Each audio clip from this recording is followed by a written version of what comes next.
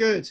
Right, now, I haven't turned all your mics off yet, but if I said to any of you, there's just a bit of a background thing at this minute. If I said to any of you, the English Armada, has anyone actually heard of it? Yes. Henry? Oh, yeah, only up to today when I actually had a quick look. Up to then, I hadn't heard of it at all. Right, okay, that's what I'm talking about. So that's one from Henry, you haven't come across it. What about you, Pat? Nope. Right, what about you, Anne? Yes, in Ireland. Nope. Oh. So, off the coast of Ireland. No, that's not. Oh. How about off the coast of Portugal? Right, so you haven't come across it. What about you, Anne, in Birmingham? I hadn't heard of it until you mentioned it last week, but I have done some reading about it. What about? Yeah, go on. Okay, what about you, Pat? No, don't. And Del, why had you come across it? Oh, vaguely a while ago. It was on some program I was watching, and it was briefly mentioned, but I can't remember the details. So, in other words, a brief survey. None of you have ever heard of the English Armada, which is of no surprise. So, what I'm going to do, I would like on this one, because Henry's neutral. He can't stand the Welsh or the English. So what we'll do, so I'm going to mute everybody. I'm going to mute everybody now. If anyone wants to say anything else, okay, I'm going to mute everybody. And now we're going to have, I'm going to unmute Henri. There you go. Are you hearing me, Henri? I am, for a completely unbiased session. Right, good. Now, I've got some nice notes in front of me, and these really nice notes took us all on a lovely journey this morning, and I'm so pleased I was not teaching one of my usual classes for the simple reason when I turned on the mics for break, it took a while for anyone to actually say anything because lots of people in my Ladwick major class from over the border, and it was like I asked one of them, and they said that was a very biased anti-English lecture. And to be honest with you, I think this time I've got every right to be so. And the reason why starts as follows: you're looking at a map, and it clearly says in 1588 the Spanish Armada sets out with the aim of invading England. And on the lovely map there, you actually see it leaves Lisbon, and it goes to Coruña, and it goes straight across the Bay of Biscay, which is really sort of choppy water. So it managed to get across there instead of hugging along the coast, which would have taken much longer. And then we get into the English Channel. At this point, I would be told by my history teacher that the English Navy, a very much smaller English Navy, note the words smaller, attack the huge Spanish Armada of seemingly endless ships, and they go point to point fighting along the Solent, off the Isle of Wight. You know, it's an absolute bloodbath, right? So, you know, and this is what the history teacher would be saying to me. And then the history teacher would also be saying, when I was 13 years old, that then they get to the landscape of the Netherlands, where they want to take on board an army. The Spanish want to take on board their land army from the Low Country, don't manage to get on board the ships. At this point, dozens and dozens of Spanish ships are destroyed. And then we're told that fire ships are used, a few more dozen Spanish ships. So at this point, we got dozens of Spanish ships destroyed, right?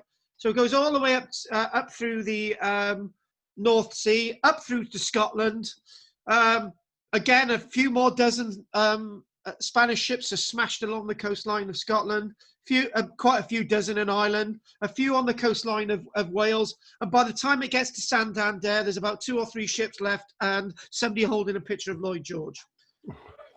And to be honest with you, if you actually look at the facts, most of that was absolute if there weren't ladies present, it would end with something that you find in a field. And the first word would be I walked in bull. some of that today. Yeah, and that's bull as well. So anyway, so what's fake about that story? And the other thing about that story is that the history teacher would say it's one of the most amazing victories that Britain has ever had. It proves how wonderful the English Navy was. From that moment onwards, the English Navy was never ever defeated at sea. Dozens and 50, 100 Spanish ships were wrecked along the coastline. Every single one was a galleon.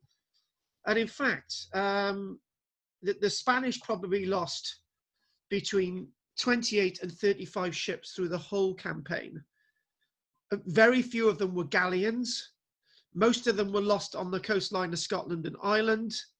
And none to very few were lost in the English Channel. There was no head-to-head battle between the English and Spanish Navy. And the other thing as well is the English Navy had many more ships than the Spanish Navy. The other thing that the history teacher would be saying would also be that this was a wonderful victory. Nobody at any point would be talking about the sad deaths of the sailors and the soldiers on the side of the Spanish. But the history teacher wouldn't also be saying that most of the Spanish Navy actually managed to get into Santander fairly intact. So, that's fine. But, it's a bit of bravado. It's a wonderful victory. And then that's it. In fact, that's the end of the lecture, and we don't need to talk anymore. But that's the end of one lecture. One thing that we would find in connection with the Spanish Armada is that you'd find along the coastline of Ireland quite a few cannon, which have been dumped overboard, quite a few cannon from wrecked ships, and lots of doubloons washed along the shoreline of some inlets of Scotland and Ireland. But when we think about Ireland and Scotland, we're probably talking about between 20 and 28 ships lost along the coastline of Ireland, and probably maybe just one or two galleons, and that's it. They were much larger trading vessels, which have been converted over to fighting ships. And then when anyone describes the Spanish Armada, they always show scenes of this. And you know what? Let's clap. Let's say how wonderful it is for thousands of Spaniards and Portuguese and other people to be killed. Let's just clap. Let's revel in the wonders of death out at sea. And let's not talk about the human tragedy. And that's exactly the thing. When we go on to what we're going to be talking about today, the English Armada is an event that was more catastrophic than the Spanish Armada. 1 year later, the English Armada lost more ships than the Spanish Armada. And you know what? The Spanish Navy managed to face off a much larger threat. In fact, at one point, there were 6 ships in the Spanish Navy facing off 150 ships from the English Navy. And guess what? The English Navy just ran away. And actually, there are so many lies in what I've already said. The English Navy was absolutely, was not a credible fighting force back then, and nor was the English Army. And when I'm talking about English, I'm not talking about the place called England today. I'm actually talking about me. I'm talking about Dell. I'm talking about everybody else that comes from Wales, because in fact, in 1536, Wales ceased to exist. In 1536, Wales was annexed to England and become part of England. So in fact, when I'm saying English, I'm actually talking about myself as well. As much as Dell would hate for me to say it, but Dell does understand what I'm saying here. What I'm trying to say is that I'm actually talking about the bias that we do see throughout history. And Dell last night, like a couple of others in my lecture, said we didn't know anything about this, what you've just taught us. We knew none of this, because all of these things, and there was one guy last night, he said, none of what you've told me today, we weren't taught any of this in school. And simply because we've got one side of history. And we've got this one-sided history. we've got this huge tragedy, which is called the English Armada. And somebody said to me, they tried to trip me up on Tuesday. They said, you can't call it the English Armada. And I said, why not? And they said, oh, you've got to call it the English Fleet. I said, what do you want about? And they said, oh, Armada is not an English term. And I said, all right, then what we'll do, we'll call it the Spanish Fleet, and we'll call it the English Fleet then. Oh, you can't do that. You've got to, and I said, yes, I can, because by what you're doing, you're putting a biased slant on what I'm saying. And one thing about the Spanish Armada is it's through this sense of legend. These doubloons, these silver and gold doubloons, wrecked along the coastline, to be found along the coastline of Ireland and Scotland. And one complete myth is that there's a 99% likelihood that not a single Spanish ship was wrecked along the Welsh coastline. So if anyone starts saying, oh, you know, you got a Spanish, if you listen to anybody, there was half a dozen Spanish ships wrecked along the coast of Wales, another half a dozen in Ireland. It's all fantasy. It's absolute fantasy. These gold doubloons themselves are associated, silver doubloons are associated with doubloons collected along the coast of Ireland. But one thing is sure, is that the Spanish Armada is so over-researched that we've got very little archaeological evidence for the English Armada at all, because it's not been really studied. It's been put as a footnote in history. So in other words, if you want a metaphor for this, it's like saying that the Battle of the Somme never happened. What we'll do, we'll have the we'll wipe out the Battle of the Somme from the First World War. We'll just talk about the Gallipoli campaign. This is what this is like, completely erasing a whole area of our history. History is not the domain of the Scottish. It's not the domain of the French or the English. History is about all of us. History is the history of mankind, not the history of one nation and another, not the bias of one nation over another. It's about the history of all of us. This is why we're studying this.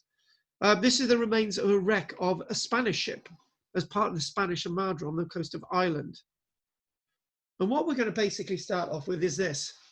You know, when I do this research, I sometimes struggle to get information. And I started off thinking, I've made a mistake this one. I'm not going to get enough information on the Spanish Armada. Start again, I've made the mistake. I'm not going to get enough information on the English Armada. I'm not going to find it. I'm really not. It's the Spanish Armada every time. And then suddenly I found an academic paper written by an archaeologist about the English Armada, and I was really happy. Because the archaeologist was saying exactly what I wanted to say, which is great. Anyway, between July 1588, when the Spanish Armada, the so-called Invincible Armada, set sail for Spain, and July 1589, when the Invincible English Armada sailed back into the ports of England, there occurred two of the greatest naval catastrophes in history. Since the time of the Spanish Armada until the present day, much attention, if not all attention, has been paid to the events of 1588 and not to the other events of 1589. The only defining moment associated with those two events was never the English Armada, it was also the Spanish Armada. No attention has been given to the English Armada, or rather the attention that has been given to it has been to conceal it, and as a result it has completely disappeared from history. I knew none of this from my history books when I was a child, and don't think I wasn't a geek at school, because I was. I did this research and I'd never heard of this. The English disaster of 1589, I will repeat this twice, was greater than the Spanish one that took place the year before. I repeat it again. The English disaster of 1589 was greater than the Spanish one that took place the year before. Such a puzzling situation leads us to consider the nature of such defining moments in history. How do they happen? How do they develop? What is their purpose? And especially, how is it possible that two such similar episodes have received such unequal treatment? In other words, I come across this every single week when I'm researching about people in the past. Okay, you always see, oh, this man did this man did this man's buried here, this man's buried with jewelry, this man's buried with silk, and you don't see the female role, right? So it's not just on a big level, it's on a lesser level. That's actually changing, actually. There are more female historians and archaeologists than male, which is great. So it means that a female perspective on history is being seen. But then again, you get major events like this. In a few weeks' time, I'm also going to be looking at another event called Darin, the Darin Disaster of the 1690s, when actually the Scots wanted to create an empire. It was going to be the Scottish Empire. So you would have had the English Empire, the Spanish Empire, the French Empire, and the Scottish Empire at Darien. And it was an absolute disaster. It led to Scottish society being so bereft of money that it asked for the English to have a union, for there to be a union between Scotland and England about a decade later in 1707. And let's read this bit here. Let's just do this bit. Now, this is what I was trying to say at the beginning. A bit nationalistic, a bit biased. But you all pay for me to give you lectures. And sometimes it's good to be biased because it sort of changes what you know and what you understand. The attention paid to the defeat of the Spanish Armada was entirely commensurate with the fear that was generated in England by the threat of a substantial invasion by the leading power of the age. So in other words, you know, this is entirely justified, that there's so much attention paid on it from a bias point of view. This threat came not only from the sizable army that the Spanish Armada was wanting and wishing to transport to England, but also because it was under orders to escort the Tercio regiments from Flanders and take them to Kent. If that operation had been successful, there would have been little that Queen Elizabeth could have done on land to avoid defeat. Philip II had no imperialistic ambitions to conquer and annex England. His intentions were to defeat Elizabeth and put an end to a zealous and specifically anti-Spanish Protestantism. She was a Protestant and Philip was Catholic. And to be honest with you, I will say it, I will spell it out. If Adolf Hitler had invaded England in the Second World War, which he should have done after Dunkirk, he would have wiped out the ability of the English army to fight. He would have forced England into settlement terms, and basically the German army probably would have withdrawn, because like Philip II, Adolf Hitler had no ambition to conquer and annex England. Look her up in the history books. It's that failure that led to the German defeat in the Second World War. But on the case of Philip II, the defeat of the Spanish Armada and then the victory of the English Armada did not cause Philip II to have a major decline in his fortunes, which is as opposed to what happened to Adolf Hitler in the Second World War. Philip II's aim in deposing Henry VIII's daughter was to end the pirate attacks that she sponsored, led by that coward and turncoat Sir Francis Drake, to put a stop to the aid she was given to the Dutch, who had rebelled against their legitimate king, Philip II, and to ensure religious tolerance for the Catholics in England. The other thing as well is, if the invasion of England had succeeded, Scotland wouldn't have been invaded. They would have stopped, because Scotland was still greatly Catholic at that stage. Half of the British population would have sided with Philip II, because half the population at that point would have still felt themselves to be Catholic. That's what would have happened. It would have been an absolute disaster. We would have had another royal house becoming the leaders of what would have happened. It would have brought James I to be ruler of England forward by about a decade and a half. That's what would have happened. And that's the only change in history that would have occurred. There was no such serious or palpable threat to Spain at that time. This was just to teach England a lesson. That is why during the summer of 1588, England concentrated on preventing the much feared landing at all costs, and the landing never happened. The intercepting fleet managed to stop the progress of the operation, which was never likely to be feasible without a deep water port in Flanders to provide a starting point. The effort required of that English fleet was considerable, but afterwards, when Elizabeth pinched herself to make sure she wasn't dreaming and was still on the throne, she was overcome with boundless excitement and confidence. That was not surprising. Against all predictions and against the prevailing morale and reputation, she had stopped the all-powerful Phillip in his tracks, the most powerful leader on the planet at that stage. And in fact, I'm going to say it, Britain was never the largest empire this planet has ever seen. A combined Portugal and Spain at that time was the biggest empire this planet had ever seen in history. It was not the British Empire at all.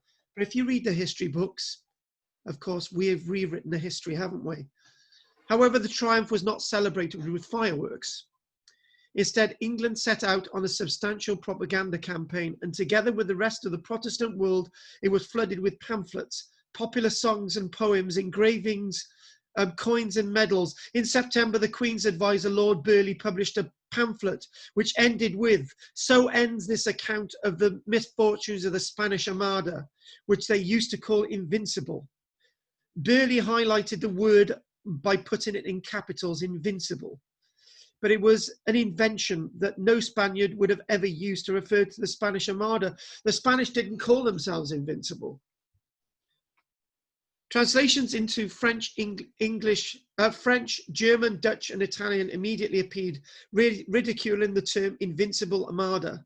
Thus, Burleigh won a lasting propaganda coup. For his part, a certain Charles Howard, first Earl of Nottingham, commissioned a series of tapestries representing a great all-out naval battle fought at close quarters. But the Spanish Armada was neither called invincible, nor was it involved in the battle. There was never, ever a battle between the English and Spanish Navy. There was never a battle. And it's also a lie to say that the Spanish had poor cannonry compared to the English Navy. In fact, the Spanish had far superior cannons compared to the English Navy. And there was never an on-to-on battle between the English Navy, because as it was found the following year, the English Navy was no match for the Spanish Navy at all. And in fact, the following year, there were four naval battles between the Spanish Navy and the English Navy. And those 4 occasions, the Spanish Navy won. You don't see that in history. If you get a book about naval victories and naval disasters in British history, you'll never see the English Armada mentioned, because the English Navy was no match for the Spanish Navy. The English Army was no match for the Spanish Army. But all this is what you've been told has been invented. The great body of propaganda created an alternative reality, which over the centuries turned into the defeat of the invincible Armada. There was no defeat. The great defining moment of English nationalism with its litany of related cliches. So, here we go. So, were there fire ships? Was the Spanish Armada destroyed by fire ships? Well, maybe 1 or 2 Spanish vessels were destroyed via fire ships. What it is, the English would have found an old vessel from the time of Henry VIII, set light to it, sailed it into the Spanish ships, hoping to hit a Spanish ship, for one of the Spanish ships to set alight. Maybe the Spanish lost 2 ships, but out of 150 ships, that's not a major victory. But this is what's painted all the time. These fire ships thrown into the battle lines of the Spanish Navy. And to be honest with you, if you're sailing fast enough, none of these fire ships are going to catch up with you, to be honest with you. You know, this is a wonderful scene, but let's talk about the human element. The Spanish were far more successful, and we're going to look at some facts and figures. You know, this is Queen Elizabeth. This is Queen Elizabeth fighting one of those Spaniards, but it could equally be a woman fighting the English army trying to get into La Coruña or Lisbon or Penric in Portugal. This is, we're going to turn things on its head now.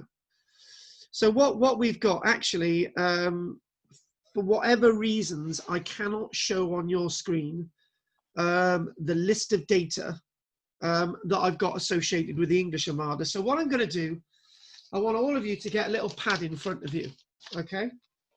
And I want you to write down the following. So this is the English Armada from 1588. Okay, on the English side, it shows 34 warships, otherwise known as 34 galleons. Okay, that's 34 warships, 34 galleons, ships of the line. 163 merchant vessels. Okay, this is on the English side. This is in 1588.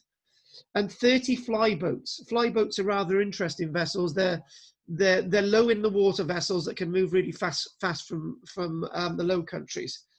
If you do the mathematics on that, okay, you'll soon come to the figure of 227 vessels. Agreed? And carried on board those vessels of fighting soldiers, right? And in 1588, that versus 22 warships, 22 galleons of the Spanish Portuguese Navy. And then you've got 108 armed merchant vessels, and checking about another 20 odd vessels, right? Various sort of galleys and little transporters and so on. So that comes up to precisely 150 vessels.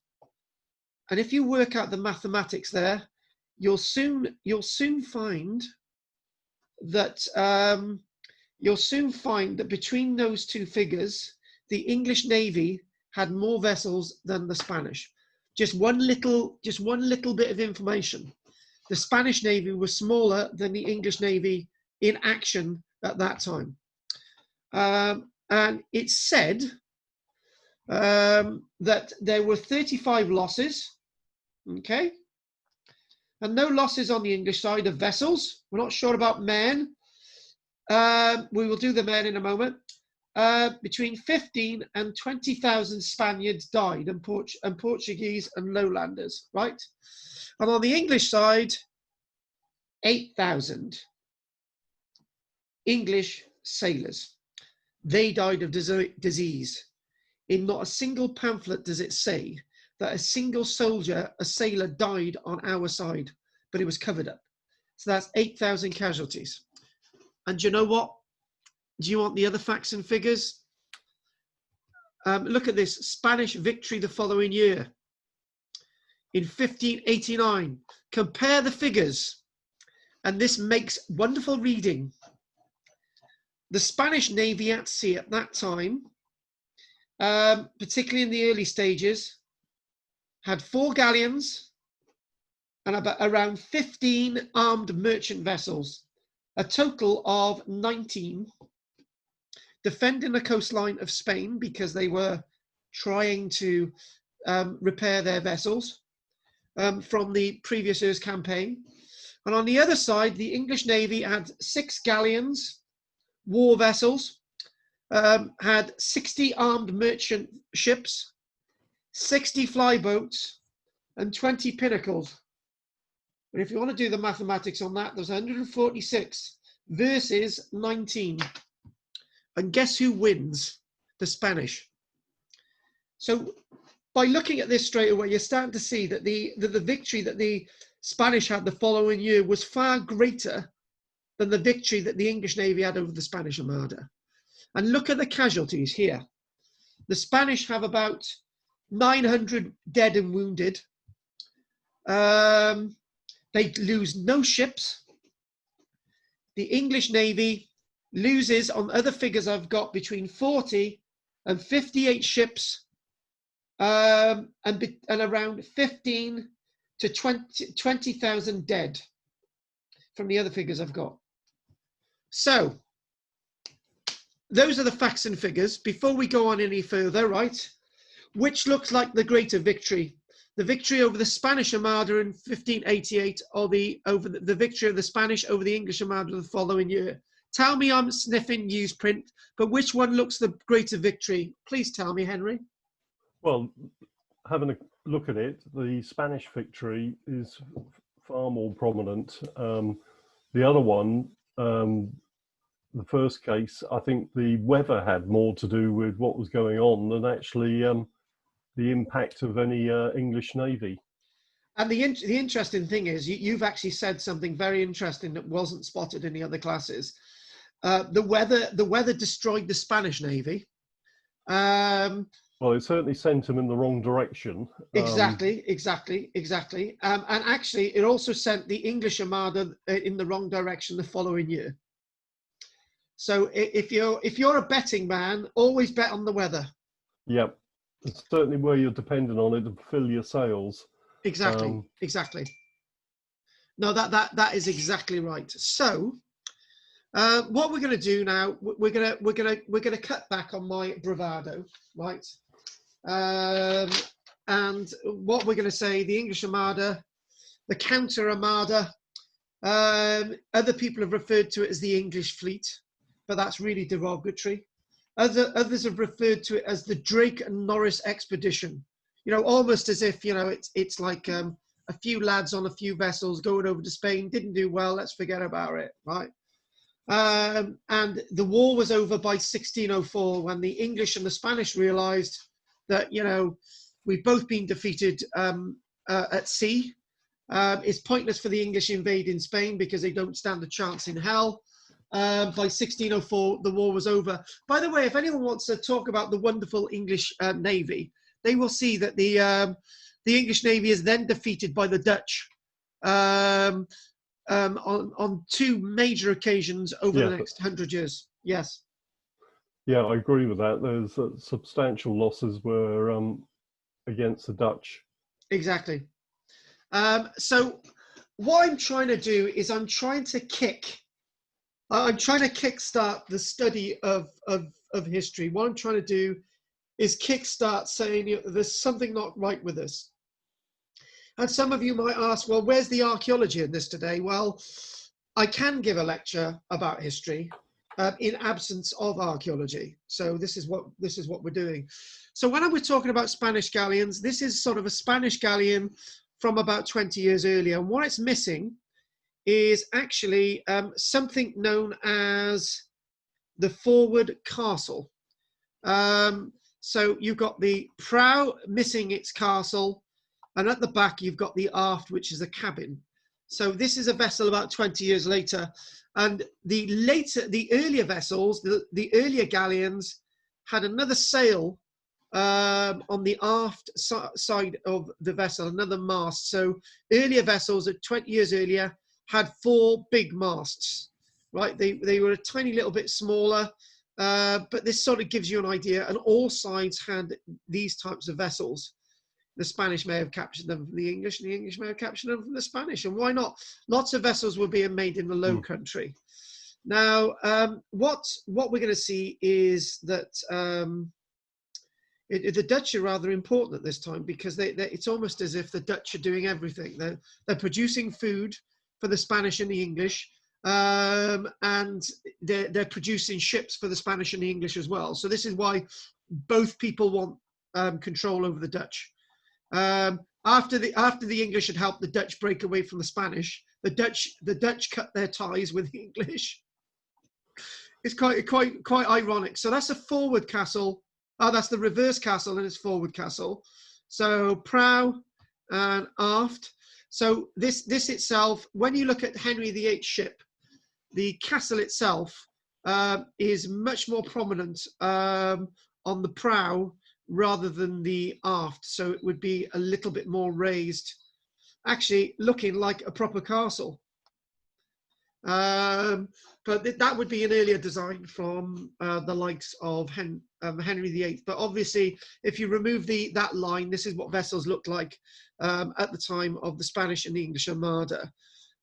Typical features that you would find, something known as a bilge pump.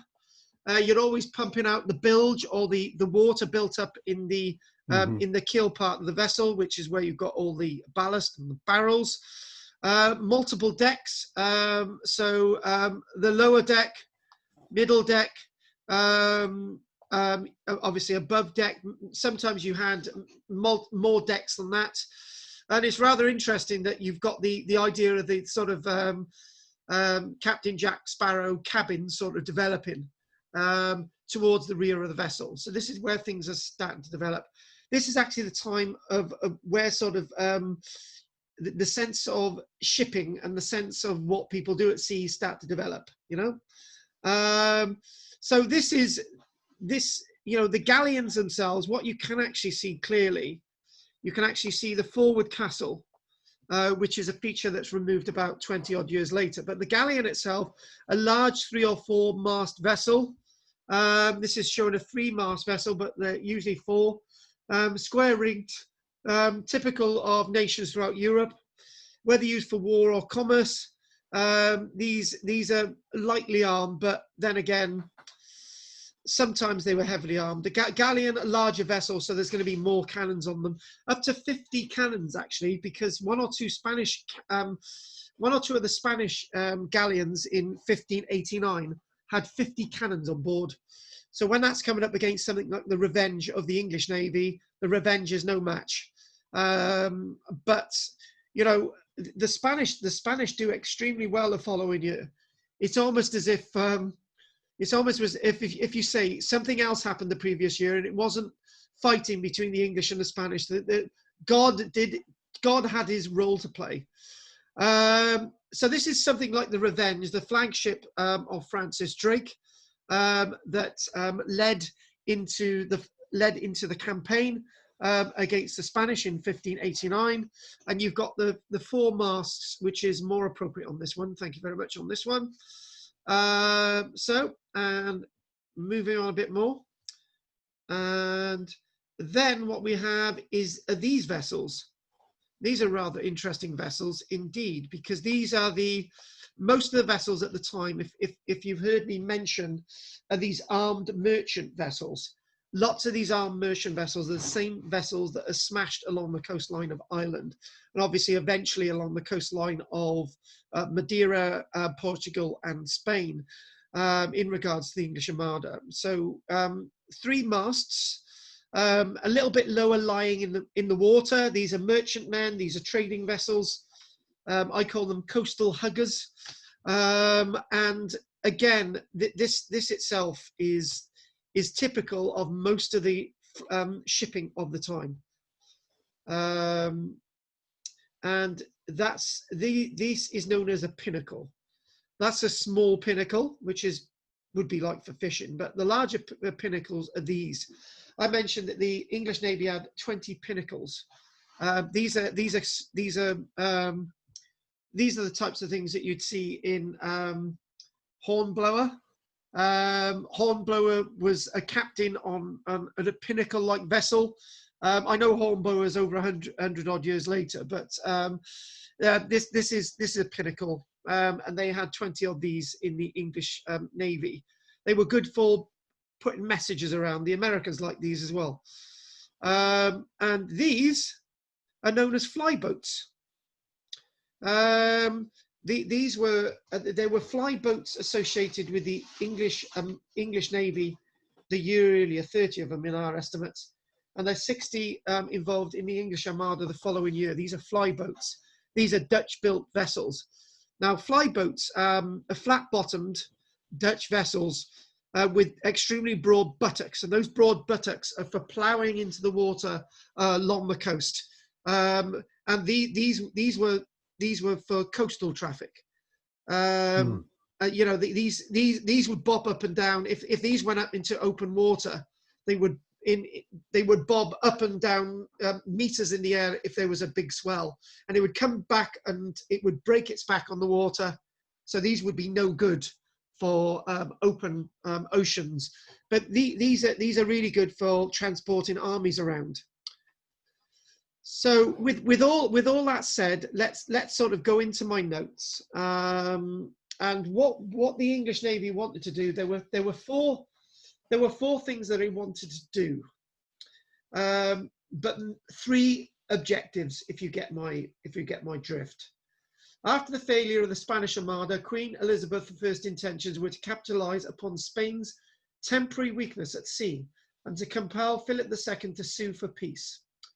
The expedition had three objectives: to burn the Spanish Atlantic fleet, so in port at Santander, northern Spain, because the fleet was being repaired after that journey. You know, the rigging and everything needed to be sorted out. So 100-odd ships were being repaired, but they survived the journey.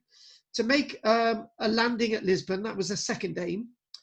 To raise a revolt against Philip II of Spain, who was now the King of Portugal, because basically the people of Portugal said, actually, can you be our King of Portugal? And Queen Elizabeth didn't want this because at that point, Portugal and Spain were united as one country, and it was a massive power block. And the Portuguese stopped trading with the English, and Queen Elizabeth needed the sugar cane, and that's no joke because she liked the sugar cane. That's why she lost all her teeth. And also the fourth sort of aim, not really an objective, was to capture a treasure fleet to actually pay for the campaign. So what the whole thing was that somebody said to chuck this image on. This is John Cabot's boat as he goes to North America a few decades earlier. So this vessel itself is not reminiscent of the time, but sort of maybe one or two of these vessels will still be around. So what I'm going to do, I'm just going to go get a drink a minute. So if you could all bear with me a minute, I'll be back now. Hang on. Yeah. I'm just going to. Okay.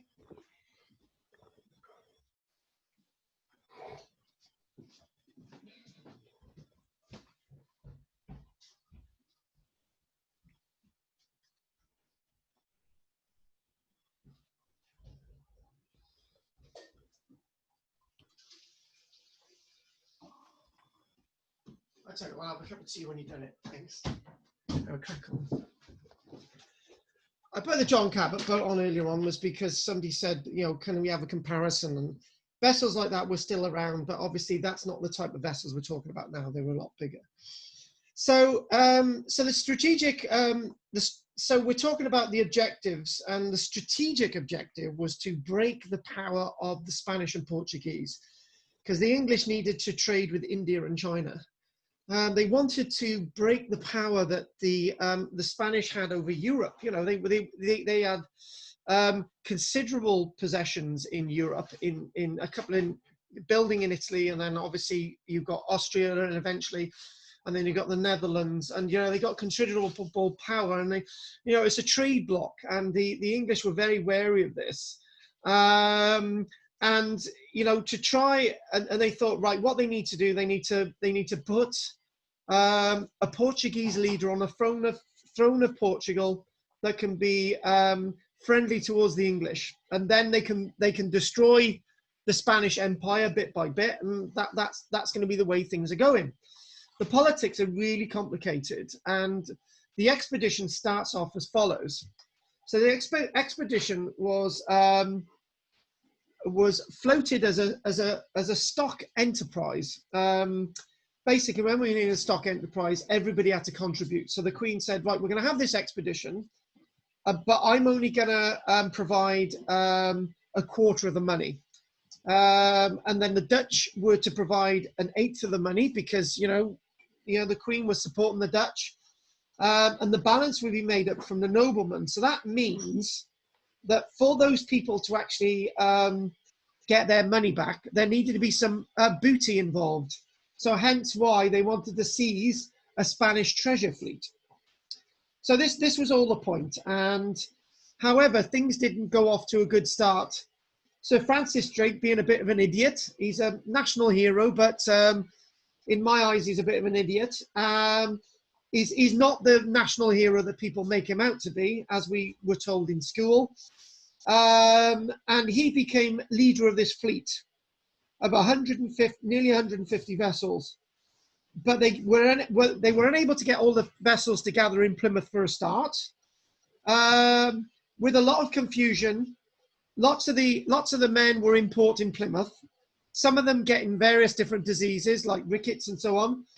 And before they'd even sailed, they'd eaten and drunk a third of their supplies. So before they even get to Spain, a third of the supplies are gone. And Queen Elizabeth makes an amazing gamble, which doesn't pay off. She basically says, right, what we'll do, we'll have 1,800 trained soldiers, and and the rest can be conscripts. And obviously the sailors, 4,000 sailors. A total force of around 20,000 out to sea. And they thought, right, what we're going to do, we're going to be joined by the Portuguese, and, we're going to have quite a big army on land. Anyway, so this all sailed off, as we know, with 6 royal galleons, 6 English armed merchantmen, 60 Dutch flyboats, and 20 pinnacles. And the whole thing was placed into 5 independent squadrons, so that they could deal with any Spanish threat. And Sir Francis Drake was on the main vessel known as the Revenge. There were other vessels known as the Dreadnought and the Swift Shore, and the likes of the Norparel and the Foresight, various different vessels. Like these were the senior vessels. These were the galley-like vessels. And the Spanish knew nothing of this. The Spanish thought, well, all right then, we've made a bit of a mistake, and Queen Elizabeth is going to leave us alone. But then again, he should have guessed on this one, to be honest. So this is now the time to strike, she believed, when Spain's Atlantic port is in Atlantic fleet is in port for refit. So this is where we're going to go. We're going to go right. The Spanish fleet, for example, is in port here at Santander. The first objective is to sail from Plymouth around here, go into port at La Rochelle, sail down here along the coast, send ships in which are light, the fire ships, into Santander, destroying the Spanish fleet. Therefore, there's going to be no Spanish fleet to follow them all the way down to Portugal for a big rising. Unfortunately, it did not go to plan. Unforeseen delays, many of them related to Drake's own fear of becoming embayed or lost in the Bay of Biscay, decided that he was to, so here we go. So what he should have done was to actually take a risk. Some say he should have taken a risk and actually, instead of going the way I've done in the yellow lines, he should have actually gone straight across, gone to Santander, and then take the winds back out and back along the coast. However, what did actually happen was rather very different. Sailing from Plymouth all the way back along, probably to La Rochelle, and then suddenly his navy got caught in the high winds and ended up bypassing Santander completely. And there's actually another reason why he went to La Coruña. And there's another reason why he went to La Coruña, because of the following. And you can't make this up, even if you tried. Some believe that he avoided Santander because there was pressure to make money from the expedition. It is not fully clear why he went to La Coruña, but he may have been motivated by a false contemporary legend that a tower in Coruña held fabulous treasure of gold coins and statues. And because he'd also lost supplies, he thought if he can get this at La Coruña, things are going to be a lot better. But this was his major mistake. La Coruña is where the whole expedition completely started to fail. And the reason why it started to fail was because of the Spanish Navy. And this is where I make a massive joke out of the whole thing. Guess how many Guess how many ships the Spanish Navy were able to put out to sea? Okay, are you good with maths, Henry? I think from what I've seen, it was literally a handful of ships. Yes. But actually, this is less than a handful. So Coruña, so for those that don't know where Coruña is, again, Coruña is, La Coruña is by here again. There we go, going to La Coruña. Coruña was almost defenseless at the time of the attack. To face the English Armada's 150 ships, plus other boats at this time, so it was a much bigger fleet than we know. And the soldiers in them, Coruña had defending it, wait for it, one galleon, known as the San Juan. I can't say this. How do you pronounce this in Spanish? Juan. Oh, don't ask me. San Juan, that's it, the San Juan. So it's a San Juan, so that's one vessel. This was one galleon with 50 cannons. There were two galleys, the Diana and Princesa, with 20 cannons each. So two galleys, these could be rowed. So that's how many? We're up to 3. And there were 2 other smaller ships. One was known as the San Bartolomeu and the other the Urca Sanson. These had 20 cannons. Well, the San Bartolomeu had 20 cannons and the Urca Sanson didn't have any cannons at all. So how many vessels are we up to?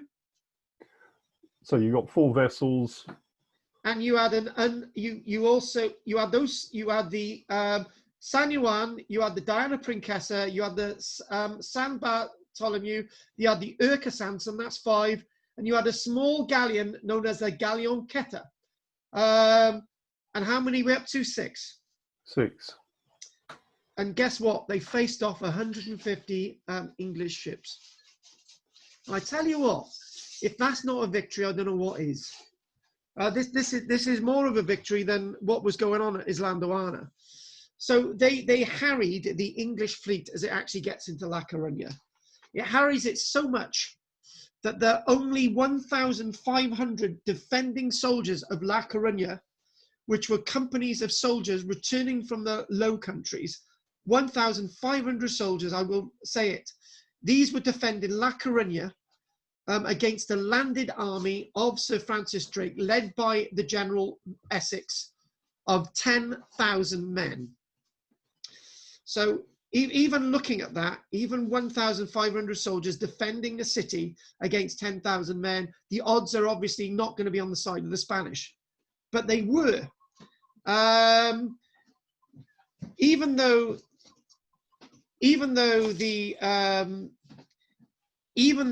the English capture the lower part of La Coruña, they get a bit sort of lost on the fact that they captured the wine cellars. And then what happens is that for the next 2 weeks, the army gets completely and utterly, in the right context, pissed. So you can imagine 10,000 soldiers and the sailors and all the rest of it getting absolutely rat-arsed, right? They try to attack to capture the top half of La Coruña and the castle of Castella, and they're unable to breach it with mines and everything. Even women defend the city of La Coruña. And the English are beaten back with rocks by these women and the army. They're beaten back, and the English suffer severe losses. So, and also this is rather interesting. The two galleys, the Princesa and the Diana, managed to avoid capture and slip past the English fleet repeatedly to resupply the defenders. So, you know, you've got 150 vessels and they're unable to stop these two. They're rowing back and forth. You can imagine it's just like a comedy routine. This is a film that needs to be made. It would be great. After 14 days of siege and attempted assaults, after attempted assaults, the English heard news about Spanish reinforcements on their way to Coruña, and at length, with a favourable wind returning and painfully low morale, the English abandoned the siege and retreated to their ships. having already lost 3 of their largest ships, a number of vessels, and more than 1,500 men in the fighting alone, with another 3,000 lost. So they've had 4,500 casualties, dead probably. They've also lost 3 of their large ships, various boats, and 24 transport vessels. So in other words, they've lost quite a nice chunk of their navy. And at this point, some of the Dutch decided to leave the English and go to La Rochelle. So they abandoned the English. They think, oh, right, sod this for a game of soldiers. We know where our bread is buttered. So the next plan is to go to Portugal. And this is the next plan. So in other words, Sir Francis Drake's campaign has come up to this stage. The first aim has completely failed. So if anyone wants to compare this with the Spanish Armada, things ain't going well. The Spanish have done more so far. The Spanish have done more so far in forestalling the English army at land and to defeating it at land in siege than was achieved by the English Navy against the Spanish Armada the previous year. I've got to say that. So there's La Coruña, and where we're going to go next is we're going to actually go to here. Now, one thing I've been asked on at 2 classes is the following. I've been asked that, where's the archaeological evidence for this? We've got all these ships being lost. Why haven't we got any, English shipwrecks? And the answer is in the history. La Coruña is one of those locations that would have been bombed severely at the time of the Spanish Civil War, and there would have been lots of changes with the harbour and so on. So any ships, any evidence like that would be completely lost. So that's one thing. The Spanish have a different mindset than us. They're and I'm going to try and say this in a rather respectful way, where we might be treating our beaches as places that we go now and again. The likes of the Spanish and the French would go there every day with the family, and they would eat shellfish off the beach and all the rest of it. I've had a friend of mine describing it. He said, when he was in France, for example, he used to go down to the beach, and whole families used to go there every single day in the morning. It used to be a ritual, and you could say the same about the Spanish and all the rest of it. And looking for flotsam and various different things would be something that people just wouldn't do in Spain and France, because when we go to a beach, it's like an event, so we got to go out and find coins, and so the Spanish mindset's not like that. So the reason why all the silver coins from English ships haven't been found is that nobody's been really looking for these things, which is a bit of a shame, because there's many more English wrecks to be found on the coastline of Portugal and Spain than there are shipwrecks of the entire Spanish Armada to be found on our coastline. But also, wouldn't it be fair to say that this whole coastline is heavily exposed to the Atlantic storms? Yes. So therefore, anything that goes down will end up being pretty well destroyed eventually over a period of time.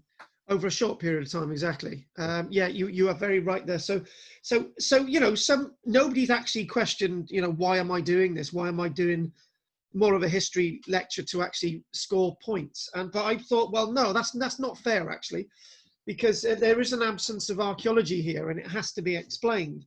So the next step in Elizabeth's plan was to stir up a Portuguese uprising against King Philip II. This adopted king. The Portuguese aristocracy had actually, now this is the English interfering. The Portuguese had invited the Spanish king to rule over them. They didn't want a certain aristocrat called Crato to rule over them. So this is why they invited the Spanish over. They must have been bloody desperate. They couldn't have liked this guy by the name of Prior of Crato. They couldn't have liked him. But Queen Elizabeth wanted to interfere, as the English always seem to, and they wanted to have him as an ideal candidate. So the next thing was Portugal. And this is now May the 6th, and this is at Peniche in Portugal. And actually what we're going to do now, we're going to actually go on to a break. And guess how many ships we've now got available? We've now got 110 ships available at this point. So can't you see that they've lost a few ships already? This is the second objective in the campaign. They've already lost 40 vessels. They've lost more vessels at this point than the Spanish Armada lost in the entire campaign. So what we're going to do, we're gonna. Is there anything you want to say before we have a break, Henry? I actually find it as quite intriguing. One, because I haven't heard about it before. But also it starts the smack of how history is written to a political end, basically to paint a very different story of what actually in reality happened. And you know, I've, as I said last night, I was doing a lecture. Thank you for that. That's probably what I wanted more than anything. Last night I was giving a lecture, and it was like, why weren't we told any about this Welsh history at school? Obviously, this is British history we're doing today. Why weren't we taught anything about Llewellyn Bren and Ivor Bach at school? And there were two ardent people really firm about this. I was told nothing about any of this at school. And one person was really angry, and Dal was with me last night, and he said something very similar as well. And there is a political thing, and it's very much the political thing is even today. And I'm not going to mention a certain political advisor, but you know, when you actually look about what's actually happened this week in the nature of politics, you will see that this thing about a certain political advisor has come on the back of a disastrous time the government was having with a few other things. And it was a nice little distraction. And when you talk about politics, this is very much a political thing. But for God's sake, surely by now people would be learning about this. There's no such thing as the Great British Empire anymore. And there's no such thing as the Great Spanish Empire. So surely people should actually be telling us about the real history by now. So what we're going to do, we're going to stop the sharing, and we're going to have a 10-minute break, and we're going to put everybody's, we're going to unmute all. And then we're going to go with Anne, who's waving at me, who's got a lovely smile on her face, who's not English, and she's from Birmingham. Of course. No, I really regret what England's done for centuries. I tend to most of what we've done is wrong. There are a few people I would admire, but hardly ever the elite. But what I was going to say, this history that is where it's all wiped out, surely all governments want to, as the present one is trying to do as well, is trying to make people patriotic and feel very good. So we don't want to know anything that's bad. And I think that's generally done in most power places. They try and regain and keep. And if they don't make people feel good about them, why would they fight the next time? You know. Yes. Sorry, I couldn't hear what you were saying. Yes, but, yeah, you are very right, Anne. Hang on, I'll paraphrase what Anne was saying. Yeah, Anne is very right that you know, we like to invent history, and we like to make things patriotic. We like to have a bias side of history. You know, for example, in the Second World War, my granddad used to talk about it all the time. We used to go into graveyards, and he used to say, you look down at the ground there, you could see the irons being cut away. And you know, your grandmother used to have to give up aluminium pans for the war effort. And then you go down to the harbour side in Barry, and you see stockpiles after the war of all this metal that people have donated, because they felt by doing that they felt patriotic, when in fact they was doing absolutely nothing for the war effort at all. It's this sense of lies. But also the other thing as well is we don't need to still tell these lies now. You know, this is history. History should be told in an unbiased way, but it's still told in an unbiased way. And you know, I'm up against it. What's that? Even the current affairs are done in that same biased way, to make us feel that we're doing wonderfully and everybody else is cheating us or something. It still goes on. It does, and from history, and people are still taken in by it. They are taken in by it, yes. And other Anne, quickly. well, I've gone off the you've gone off the topic now. No, we haven't. No, I mean it was very much for the prestige of Queen Elizabeth, wasn't it? All that about Spain and she was the and also Henry VIII, you know, becoming like a Protestant country and that. So yeah, I mean, even though they lost, but it would have been broadcast as something wonderful that they tried to do, you know. And it was a victory. But I don't understand how they're still teaching it. I mean, I don't see the modern history. I don't read any of the children's what they're learning about now.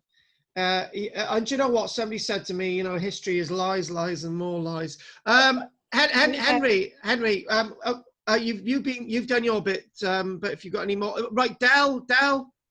Oh, he's gone off for a cup of tea. He's gone off. Oh, don't worry. And what about you, Pat? Anything you want to say? They always say the history is written by the winners or the people who think they're winners, I guess. Yeah, I think they're winners. Think they're winners. I think is the operative word. So what we're going to do, we're going to take a break now. Thank you very much, and we will be back. Thank you. Thank you.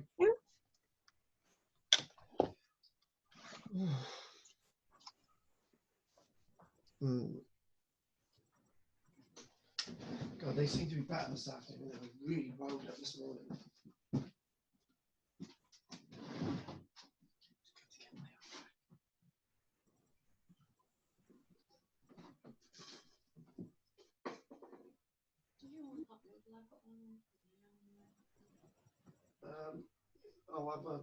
Well, if you put one on about half an hour, then it'll be ready for me to eat when I finish.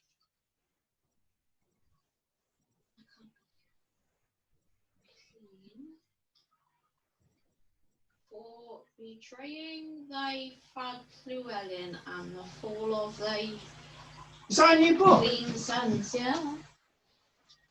What's it called? It's got all the old Welsh songs in it. Oh, wow. That translates as Old Wales, the fort of The Britons. Britons, yeah. Nice.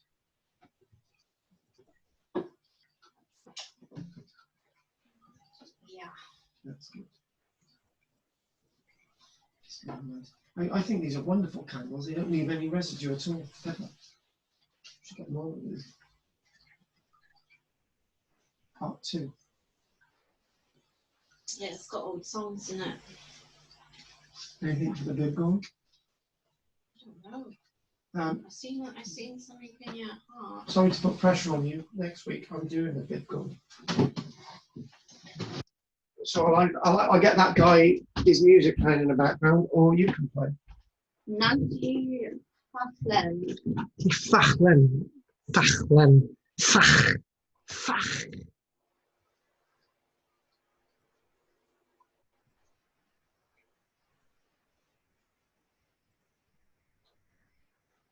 Yeah, they're all old Welsh songs, isn't it fantastic? It is. All the forgotten songs, well, that's a lot of them are. Fachlen.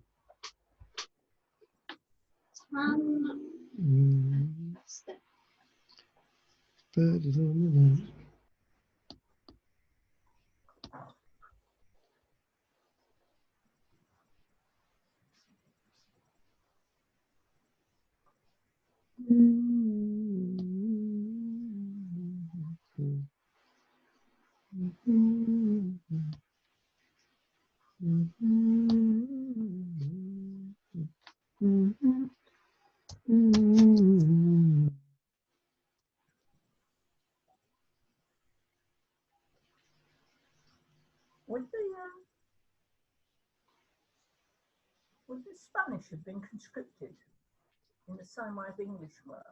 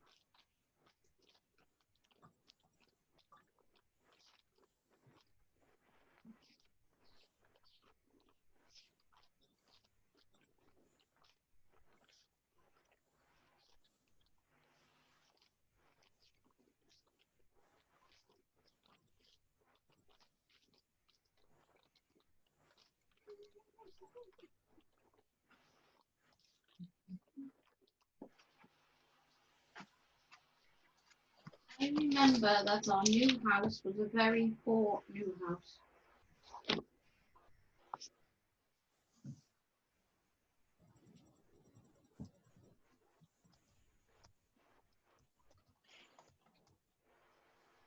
She talked. Who's that? Who's talking? Not me. Who's talking about very poor people?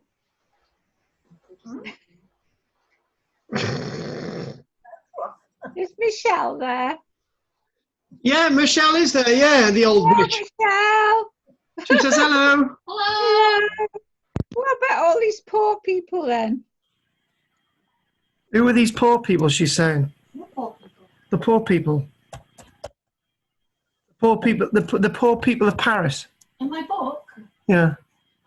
Oh, basically, she's thinking about me. I'm a poor man, and you know, I'm bereft of carnal needs. Oh, I know. She means that we're all the poor people. Listening to you. No. No. I just asked my husband if he'd heard of the English Armada, and he said no. He said the Spanish Armada? No, the English Armada. So, see, but he won't listen.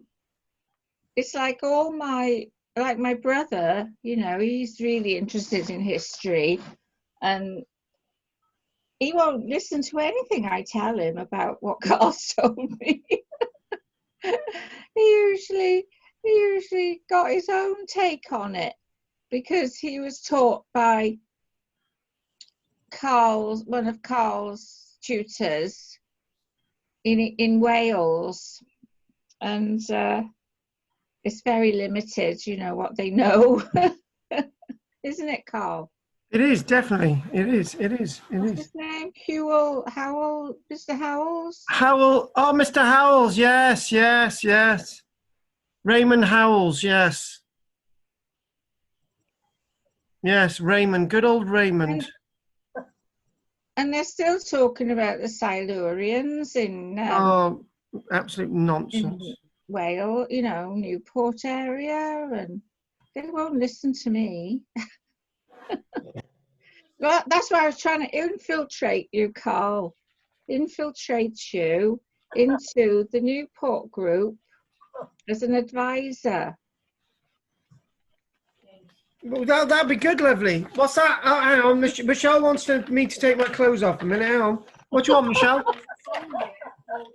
Hemp Valley. Hemp Valley? Yeah. Oh, that'd be good for all of us. There's nothing wrong with a bit of hemp. And how many times have you smoked hemp? Hemp? Yeah. I don't know. I don't know. I've only smoked something that was like cannabis. Well, it was called cannabis. Only about twice, 3 times. But you share it, you know, so it's not, you don't take all of it. So, you know, and it's a long time ago.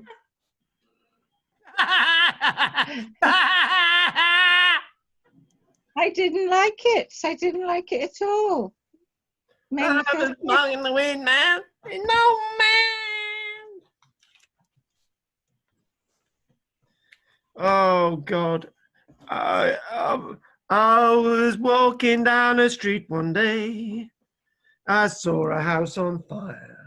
There was a man, top-story window, shouting and screaming to the crowds below. He was so afraid. Jump. Oh, did you watch? What? Did you watch that, the new house, the house programme? That was good last night. In Bristol it was. Well, I saw the old house programme. Yeah, this is oh. What? You know, about slavery, the slave trade, and you know, the people who lived in the people who lived in the house for the last, say, 200, 300 years. They've been to Liverpool, Newcastle. Well, this one is in Bristol last night. And I just like it, you know. But Yeah. what's his name was in it? He was talking about John Wesley when he stayed in the street. What, in your street? No, in the Skinny Street in Bristol. The Skinny Street? There's a Georgian house, you know. Yeah.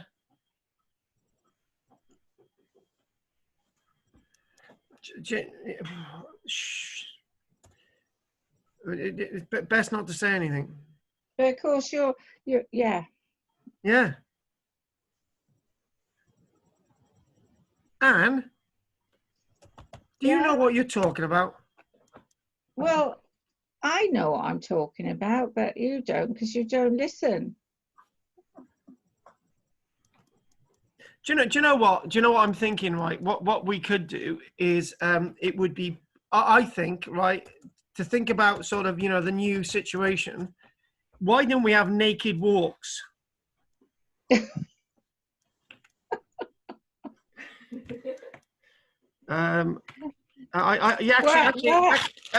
Actually, that's what. Would you go on a walk with me naked? No. Why not? I wouldn't go on a walk with myself naked.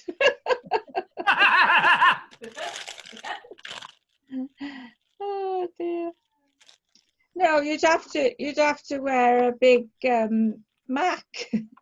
Well, Michelle was wondering, we've got a spare Electrolux washing machine if you want it. Have you? But can you? What sort of Electrolux? Twin tab? Whirlpool. No, it's not a problem. You know, it's just plumbing it in. We can't plumb it in, you know.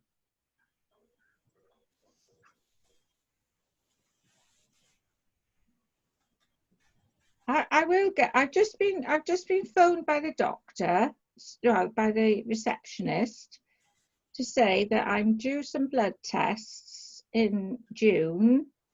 So they're making an appointment for me. So that'll be my first visit to the doctors, and I'll get my B12 injection as well, because I haven't had that for a couple of months. Yeah, come on. It's like overdue, you know, because I get like anemia. No, I don't want it now. What I'll do, if you put one on in half an hour, it'll be perfect for me to eat when I finish. Right, so, Anne? Yeah? Right, Who's that? I'm here. I tell you what. I tell you what. Right. I've already asked Del. Del is up for it. I said to Del off camera. I said, "Will he come on a naked walk with me and Anne and Pat and Henry?" And Del said, "Yeah." He's up for it. Del's up for it. I never. Well, and also Del. Aren't I a gentleman by offering Anne our Electrolux washing machine to tide her over? You are, definitely. And Yeah. as for the other suggestion, I think I'd frighten a few people. Well, at least it could be a ghost walk as well. Yeah, I think. Yes, in the dark, jumping out of the bushes and a police car coming along. The thing is, Amy's up for it as well. I've got a big bag here that I can wear. I got a big plastic bag. I said to Maury, "Can I come and hug you with my bag on?" You know, it's all. She's embarrassed to hug me. I just thought, well, that's it now. Right. Okay. Right. On that note, you know what? I miss Del. And Del can go on the next part of the journey with me. So if anyone else has got anything else to say, then let me know now. No. Okay. So we will get on with the next bit. But I did actually promise you all. I did actually promise you all something. Because Michelle was seducing me in the break, I couldn't get on with finding the information that I wanted to show you. So seducing me with a pot noodle. Yeah, she's got her ways. Right. So I do believe. Anne, where did you share this thing about the coin? Oh, I shared it. I think it was actually Newport Museum. Oh, No, right. Oh no, I shared it on Archaeology Cymru and Bridgend Archaeology. Right. Okay. I will just get it now because I And want it's to. either Newport Local History Group or Right. Okay. I think it's Newport Local History Group it was on. But I tell you what, when I've worked out what I'm doing with that, right? So what we'll do, we'll do this now, folks, and we will share screen, and we will go with that. So there we go. Amazing, if that break was only 15 minutes, this feels like an eternity. Right, so here we go. Roman mosaic floor found under Italian vineyard. Can you all see that? Yes. Yes. A Roman mosaic floor has been discovered under a vineyard in northern Italy after decades of searching. Surveyors in the commune of Verona published images of the well-preserved tiles buried under meters of earth. Well, actually, when it says meters of earth, that's only about a meter. And slight exaggeration. According to officials, scholars first found evidence of a Roman mosaic there more than a century ago, and they lost it. So there we go. Doesn't that look absolutely fabulous? Pretty pink. Well, what they've done, they've sponged it over so it looks a bit moist. So yeah, it looks absolutely beautiful. So they're getting an idea by putting a trench across it and not excavating it all. They're getting a good idea of this. And surveyors will liaise with the owners of the mosaic to identify the most appropriate ways to make this archaeological treasure hidden under our feet available and accessible. Right, so obviously they want to uncover it and make it viewable, but just quickly, there you go, those images. Don't they look absolutely fabulous? Yeah, they do. It looks like a weekend out with you, Anne. Right, so what we're going to do, I'm going to cut everybody's mics now, and it's just going to be me and Del. It's going to be a moment with me and Del. You know, we're true men. Right, so let's get Del. You should be unmuted, Del. Hang on. Del. There we are. All right, that's there good. We are. That's good. You know, Del, you know, we're straight down to the undies now. Me and you sat in front, yeah. With a good can of J2O, that'd be good. Do they do J2O in cans? Yes. Okay, fair enough. So we are now on the 6th of May. And the interesting thing is that, well, hang on a minute. So before we actually go on to the 6th of May, so this is an image of some of those elite Spanish soldiers. They may look a bit silly, but they managed to keep the English army at bay. So what we need to do, we need to go to a place known as Peniche in Portugal. And there is our Francis Drake. And let's go to Peniche. And we need to get my little thing on here. Where's my little, and a bit of an annotation. Hang on, what's that there? hang on, things have gone a bit haywire. Hang on. And drawing. So we are going to go to there. There we are. And you're seeing this on the screen nicely, Del? Yeah? Yes. Perfect. So, excellent. So what happened on the 6th of May, Sir Francis Drake, who we've already seen, arrived at Penich in Portugal, and simply Penich surrendered straight away because to supporters of Crato, the one that they wanted to put in as the king of Portugal.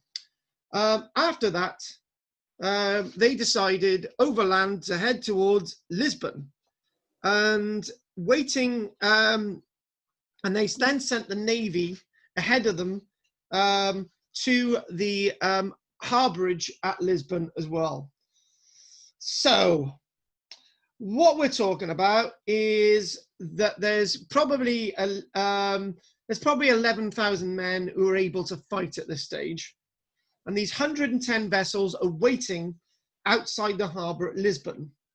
But owing to poor organisation and lack of coordination, the army of Drake, led by the General Essex, gets a bit lost. And it looks like on the way they lose their cannon. So by the time they get to Lisbon, facing 7,000 Portuguese and Spanish soldiers and 40 ships guarding the harbour, the army of Essex, although they feel that they've got superior numbers, they don't have any cannon to besiege Lisbon. It was thought by Drake and Essex that there was a disaffected garrison at Lisbon, and it would just simply surrender to the advancing English. But this wasn't to be. So what they basically did when they got to Lisbon, they captured the granary stores at Lisbon, and they felt it was a bit of a victory. But then they realized they didn't have any cannon, so they couldn't besiege the walls of Lisbon at all. The granaries were in front of the walls, but they couldn't besiege the walls of Lisbon. So Essex, General Essex, in his bravado, at the head of 11,000 men, decided to thrust his sword into the gates of the city, demanding that the city gates be opened and that they fight like men. But the Spanish and Portuguese weren't stupid, and they decided to keep the gates locked, and they were involved in another siege. And this would not bode well at all. At this point, Queen Elizabeth, by one of those little vessels, one of those little pinnacles, had actually heard about what had happened. At this stage, Queen Elizabeth knew that the Spanish fleet hadn't been destroyed. She also knew that La Coruña was a disaster. And she basically said to Essex and Drake, "You are now to return. We are not going to continue this campaign. You are now to return before any more disaster." But now this is Sir Francis Drake in charge. He basically probably said, "Look, we haven't got this message right. If we go to the Azores and capture the Azores, it'll mean that if we capture the Azores, we can then capture the treasure fleet of the Spanish returning from the Caribbean, and the Queen will be happy." It was thought if they managed to get to the Azores, they would be able to be victorious, and all would be forgiven. However, this is the third thing that doesn't go well, and as we're now getting into it, you can see that the third objective is going to go awry. So what we've got, we're now going to go to, if we zoom in on this map, which we can do a little bit more. I could do a little bit better than that, I hope. Hang on, zoom in. Hang on. There we go, that's a little bit better. So the next objective is actually, if we could put in the mouse there, the next objective is the Azores. That's where they need to go. So Francis Drake is here. The Spanish Navy is sort of on its way. And you can get from that tone that something is now going to happen. So Sir Francis Drake thought, you know, they're gonna catch the Spanish by surprise. The English expedition strength was wearing down and suffering increasingly from disease. 2 armed merchantmen caught off Lisbon by 9 Spanish galleys were overtaken by the Spanish galleys, and one of them was scuttled. At which stage the Revenge, Sir Francis Drake's flagship, fought a little bit back, and then suddenly Sir Francis Drake realized that all chips were on the table and things were not going to go well. So it was decided that Francis Drake was going to send the rest of the army back on board the ships back home, and Francis Drake was going to choose the 20 best ships and 2,000 men fit for the fight, and they were going to then, instead of going to the Azores, head away from the Spanish Navy and then hit the Spanish treasure fleet. They were not going to engage the Spanish Navy because they knew that they were going to be outflanked and outgunned. Unfortunately, they got a bit lost. And this is where the whole thing goes into a bizarre spiral. And why it goes into a bizarre spiral is whilst they avoided the Spanish fleet, they ended up going to Madeira, which is over by here. They got a bit lost. They managed to get to Porto Santo in Madeira. And as they managed to get into Porto Santo leaking, thinking it was probably the Azores or somewhere else like that, the 20 vessels managed to loot and pillage their way through Madeira, Porto Santo, and managed to get a little bit of booty. At this point, Sir Francis Drake decided the campaign was up and decided that they were going to head home. So this was the whole point now. They were going to head back all the way up through choppy seas, all the way from Madeira, going back along here, back along the coastline, all the way through to Plymouth, being harried all the way along the route. But this is where the elements come in. One thing I've missed out in trying to get to the Azores, it was not just the Spanish Navy that they were afraid of. There was a storm, and there was also a storm in returning from Madeira. There was also another storm. So the whole fleet, the whole campaign had completely floundered. Now this is the aftermath, folks. So let's breathe into some of the aftermath, and let's go back to an image of Sir Francis Drake. So here we go. Let's go back to the image of Francis Drake. There he is. The aftermath. The English fleet had, it's believed, lost between 40 and 58 ships. And this is the important point. This is rather important. Underline this. 14 of the ships were lost directly to the actions of the Spanish Navy. And not a single Spanish ship was lost. 14 English ships were sank in 4 naval battles. And each of these 4 naval battles, the English Navy was overcome by the Spanish. The Spanish outgunned them. So all those rumors about, when people say, you know, the English Navy was far superior to the Spanish, it's an absolute lie. The Spanish were better gunners, they had better cannons, and they were able to wield their ships in sea battles. The outbreak of disease on board the vessels, heading back to England, was quite traumatic. It's likely that out of the 15 to 20,000 lost on the English side, half of them were lost due to disease. The outbreak of disease on board the vessels was also transmitted to the port town populations at Plymouth. So in other words, not only did this affect the soldiers, thousands of people died in Plymouth due to the diseases on board ship being passed on to people in port.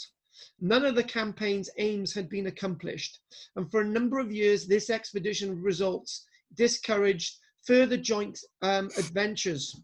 The English Expeditionary Force has sustained a heavy loss of ships, troops, and resources. and only £30,000 in plunder out of the £80,000 that was invested was actually recovered. That was probably all mainly in Madeira, a little bit in La Coruña, Penrith, and a little bit around Lisbon. And weirdly enough, this is a strange fact. Even though they didn't have any siege cannons for Lisbon, they came back with an extra 150 captured cannons. You try and work out the maths there, I can't. Another indirect minor strategic benefit was perhaps a temporary disruption of Spanish military shipping activity. However, the Spanish Navy for the next decade, probably the next 2 decades, was the most powerful, most well-yielded, the most influential Navy that the planet had ever seen up until that stage. But all that we hear about this whole campaign is lost in the annals. It was not a decisive blow against the Spanish Navy, and it depleted the resources of the English treasury, which had been carefully restored by Elizabeth. Britain, by 1588, 1589, was a relatively wealthier nation. By 1589, for the next decade, 2 decades, it was relatively poor compared to any other nation in Europe. It was just a little fly in the landscape of Europe. So what I'm going to do, I'm going to get to a bit of a conclusion now. Thank goodness Anne is saying. But the whole disaster associated with this campaign goes on. And the reason why I'm saying disaster is that even though the English Navy have a major disaster in 1589, the invincible English Navy, you can see what I'm doing there, can't you, Del? The invincible Spanish Navy is destroyed at sea, and now the invincible English Navy is destroyed at sea, continues to be destroyed at sea. From that moment onwards, Sir Francis Drake is an absolute disaster. He has no more victories. In 1591, his own flagship, the Revenge, is destroyed and sunk at sea in battle with the Spanish. And strangely enough, this is a strange freak of history.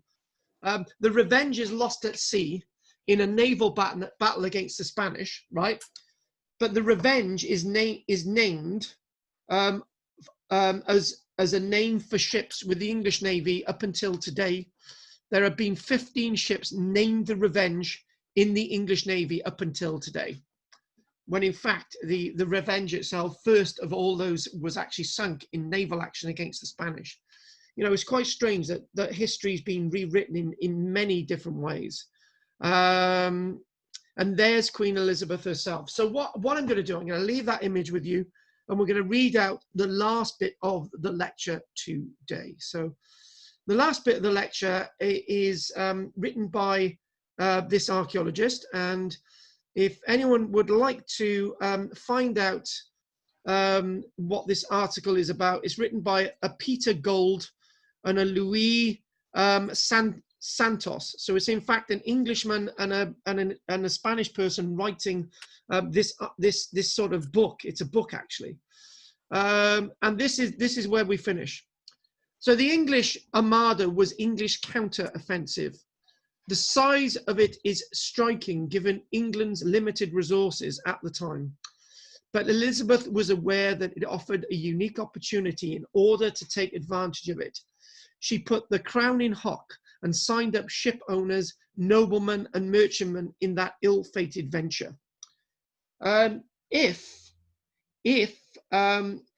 If Queen Elizabeth had invested more money into the campaign, this could have meant the collapse of the English economy, which would have meant that later on there would have been no unification with Scotland, there would be no major British Empire. Things could have been very different.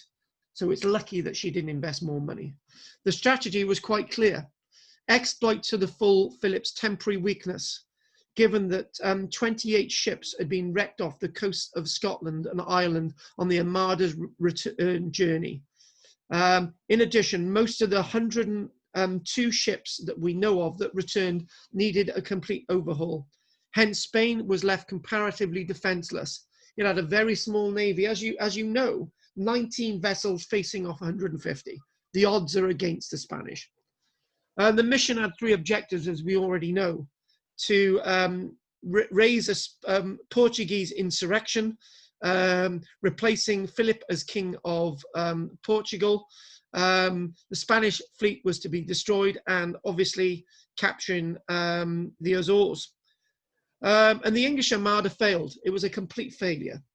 It was a massive failure. It was a bigger failure than the Spanish Armada. But the treatment that its failure received was, from the outset, totally different. Neither country viewed the defeat of the other in the 2 occasions as one of the greatest triumphs in its history at the time. No one went from terror to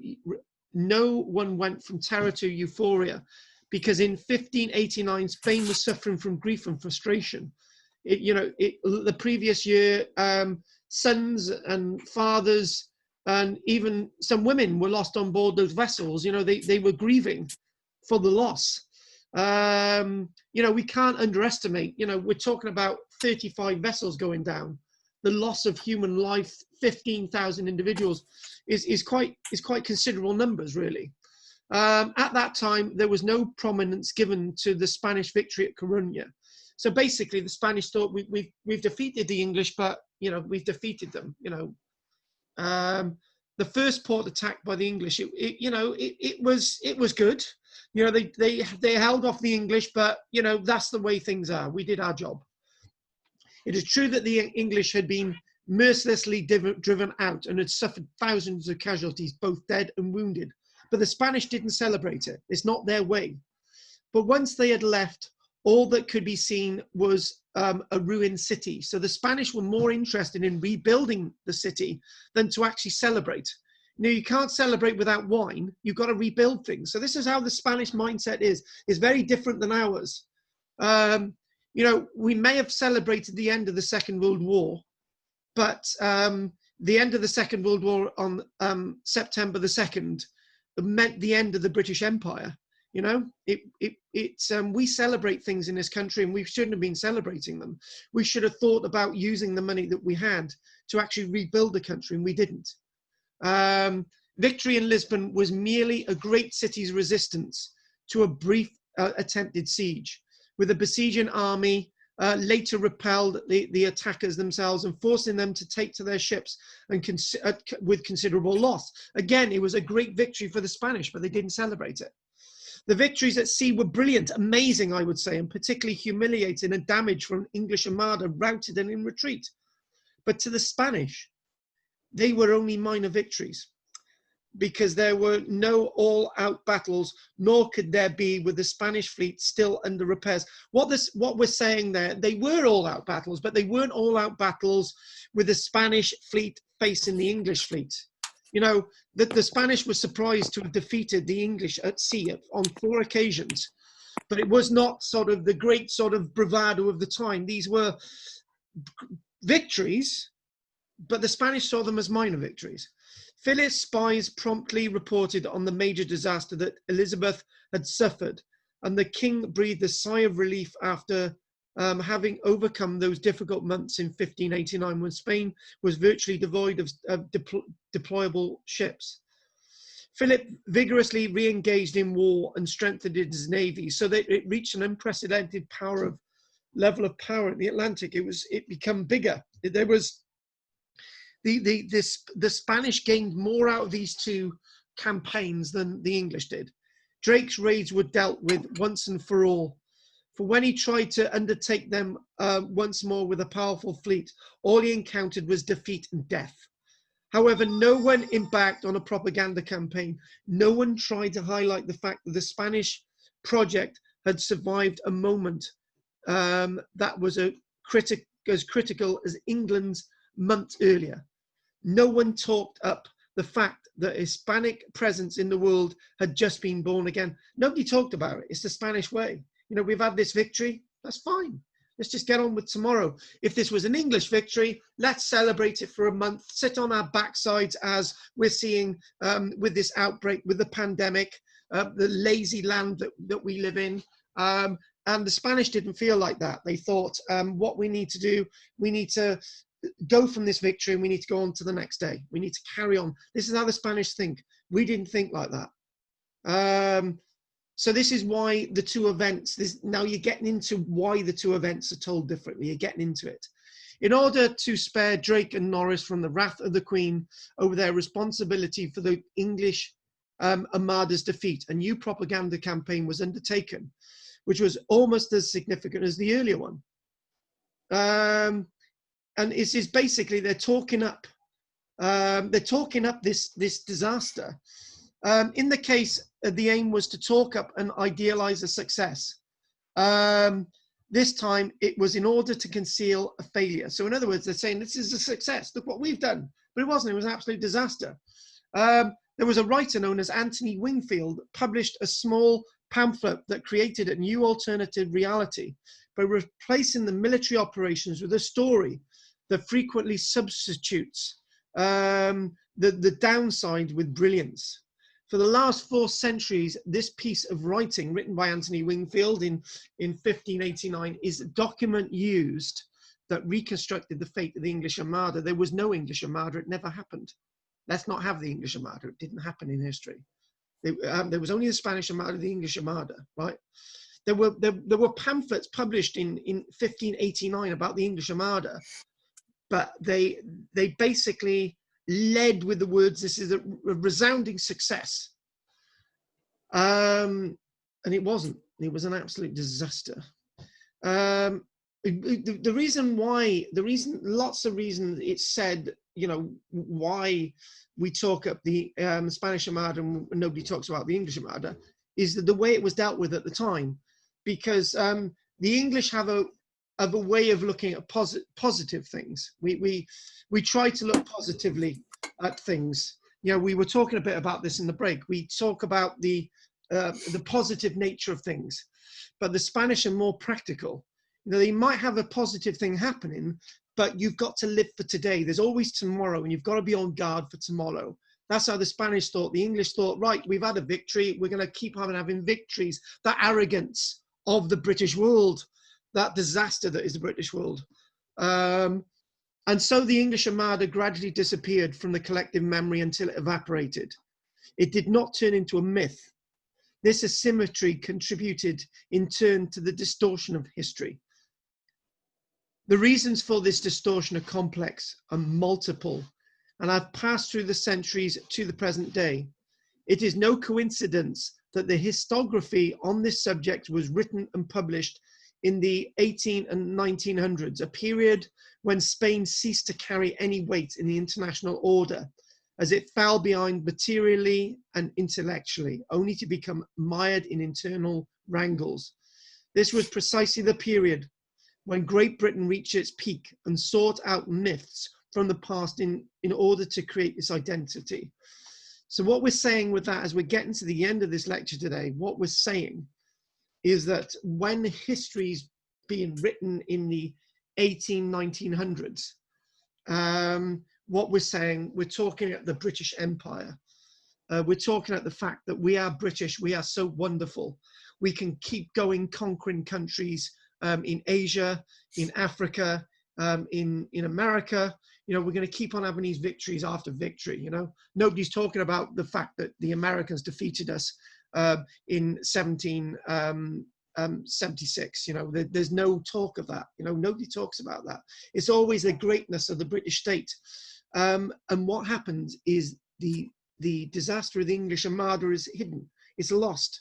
And you know, this book that any of you are interested in, what they do in this book, they systematically look about the war. They look at the logistics. They look at the health. They refute the long-established myths. They say there was a Spanish Armada and an English Armada. They actually look at the facts. People died in the Spanish Armada. People died in the English Armada. You know, lots of things are different than actually sexing up events. The neglected English Armada is being looked at on a day-to-day basis. And one thing that must be seen is that we cannot accept the history that we're given. there's another history. And many times when we look through history, there's lots of lies being told. And those of you that know me very well will know that when I talk about the Holocaust, I always start off by saying that the 12 million people that went to the camps who died, I always start off by saying those 12 million gypsies, those 12 million political prisoners, those 12 million homosexuals, those 12 million Slavs, and those 12 million Jews died, right? I never start off by saying the Jewish side, because I always see that nobody ever remembers other people going to the camps. And that's what we've done now. We've ignored those 6 million people who went to the camps, and we only remember the Jews. And I think that's tragic.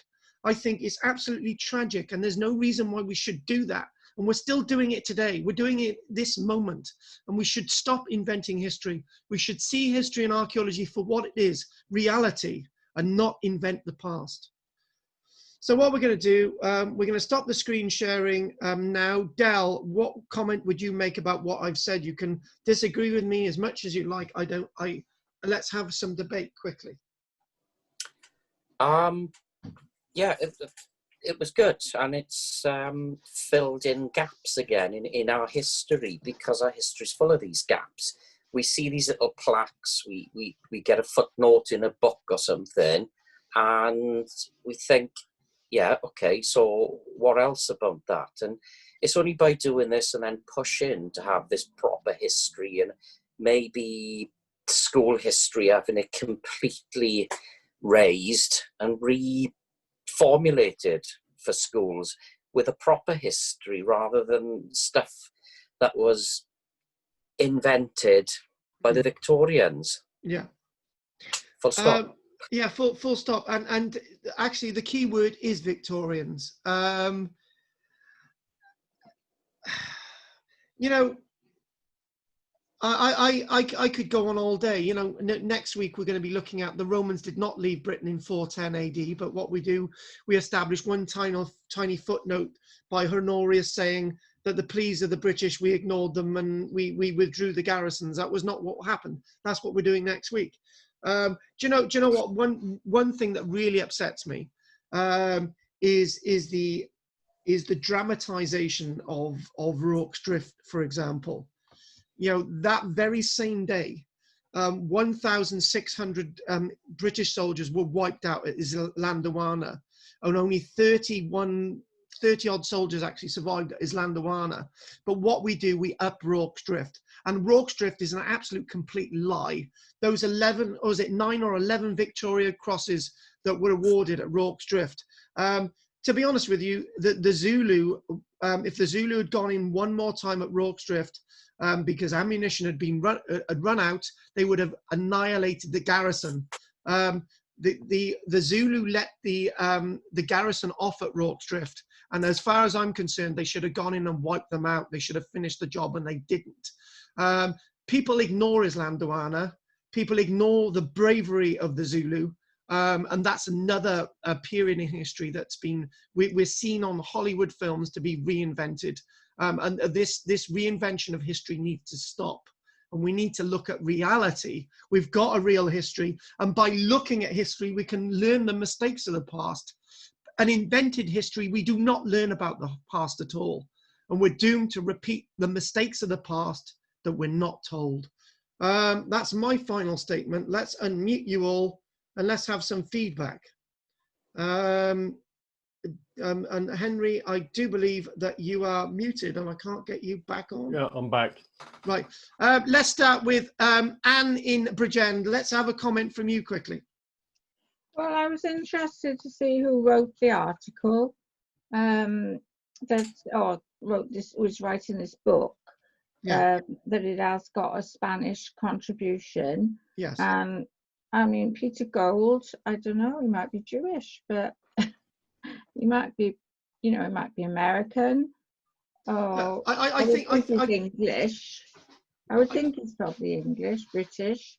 But that was interesting because, you know, it's the kind of the relationship between our countries, I think, has built up a lot of people wanting to know the truth and wanting people to write about the real truth, you know, since the Holocaust and all this, you know, now the Spanish Armada, you know, people want to know and are prepared to write about it.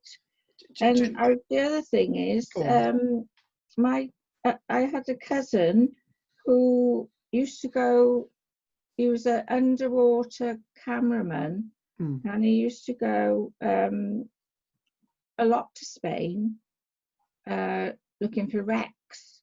And I didn't realise why he'd be going there. But of course, you know, it's amazing, isn't it? The amount of shipwrecks there must be along.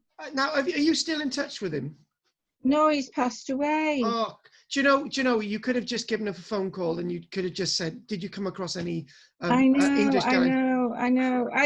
No, he's definitely got, he's definitely given me a booklet and some information on some of the wrecks he worked on. Well, what's wrong with you? We want you to look at that and we want more information about that next week. Thank you very much. Just obviously he's passed away.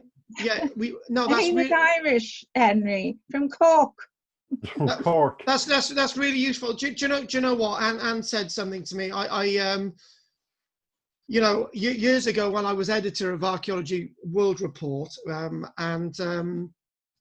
I wanted an article written by somebody about a concentration camp, bodies being excavated at a concentration camp, and I basically wanted this person to actually talk about the people who were dead at the concentration camp that weren't Jewish.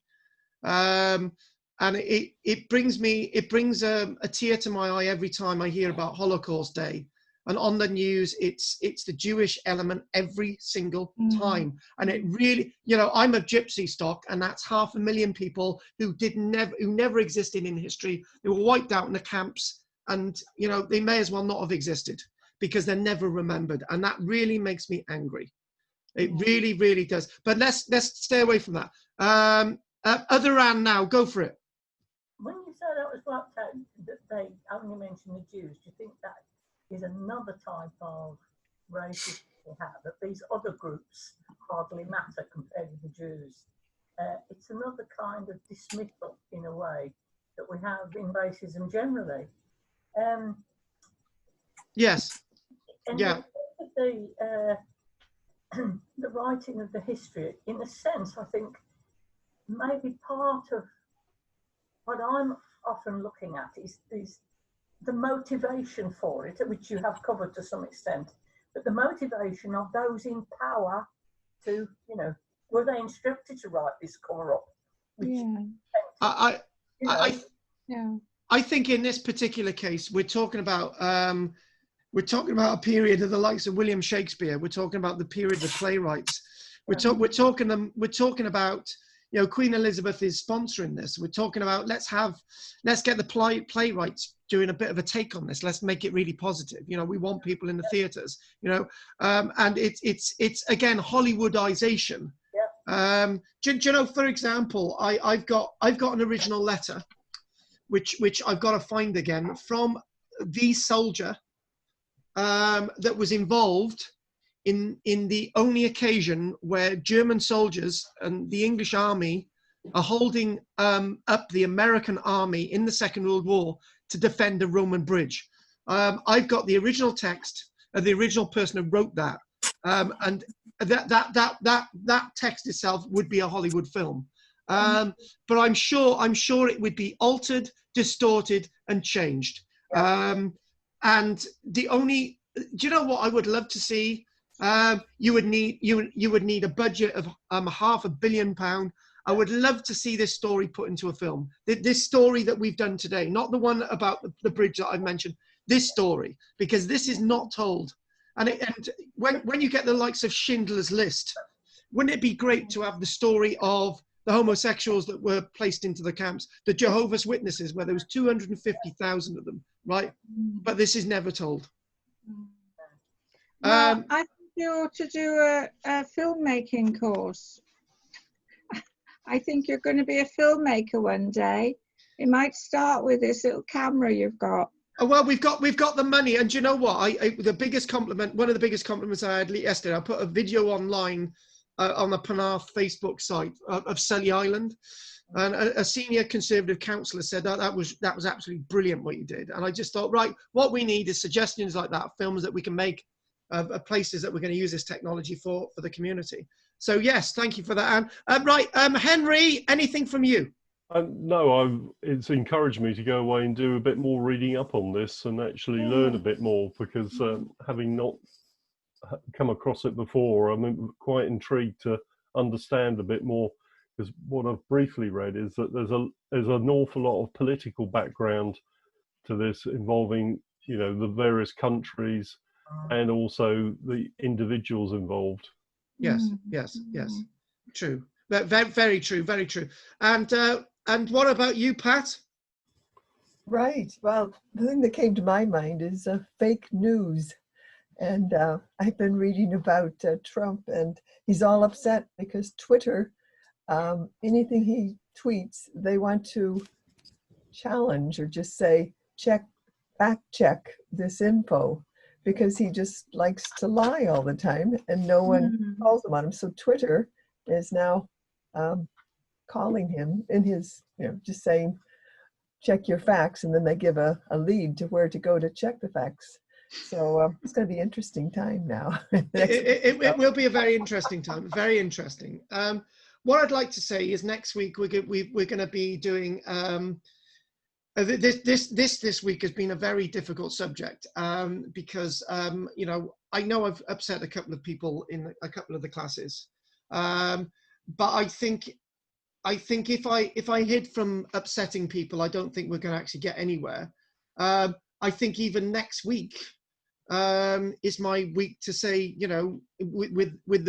with that date, when we went to school, the date 410 AD is the date that we always see in history books that the Romans left Britain.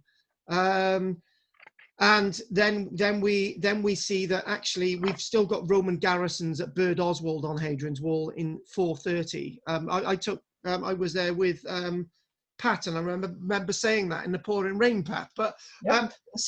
Then I look at the statement: the only person that can destroy Rome is a Roman, and this is what we look at next week. But it's actually part one, because I will be visiting that subject again. Somebody said, "How can you do the fall of Rome in one lecture?" I said, "I can't." So anyway, if nobody's got anything else to say, if anyone wants to chat at the end, they're very welcome to. Have you all enjoyed that today? Yes. Yes. Thank you very much. Really good. Yes. Thank you very much, folks. And I'm gonna call that a day now. And anyone wants to chat can do afterwards. So apologies from Drina today; she couldn't make it. And so I'm going to say goodbye now to Anne. Isn't that a Secretary General of the Kofi Annan?